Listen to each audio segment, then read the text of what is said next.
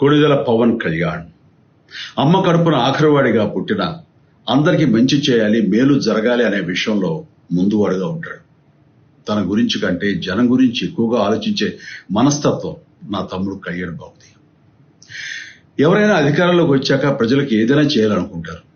కానీ కళ్యాణ్ తన సొంత సంపాదనని కౌలు రైతుల కన్నీళ్లు తుడిచేందుకు ఖర్చు పెట్టడం, సరిహద్దు దగ్గర ప్రాణాలొడ్డి పోరాడే జవాన్ కోసం పెద్ద మొత్తం అందివ్వడం, అలాగే మత్స్యకారులు ఇంకా ఎందరికో తాను చేసిన సహాయం చూస్తుంటే ఇలాంటి నాయకుడు కదా జనానికి కావాల్సింది అనిపిస్తుంది.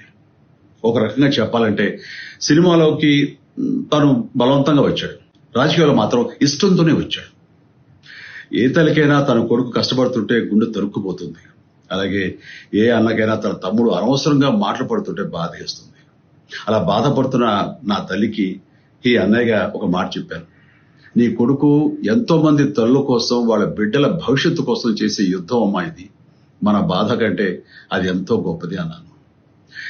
అన్యాయాన్ని ఎదిరించకుండా మౌనంగా ఉండే మంచివాళ్ల వల్లనే ప్రజాస్వామ్యం మరింత నష్టం అని నమ్మి జనం కోసం జన సైనికుడు అయ్యాడు.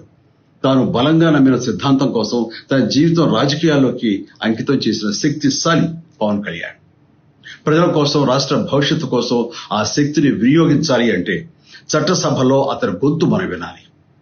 జనమే జయను నమ్మే జనసేనాని ఏమి చేయగలడో చూడాలంటే మీరు పిఠాపురం ప్రజలు కళ్యాణ్ని గెలిపించాలి.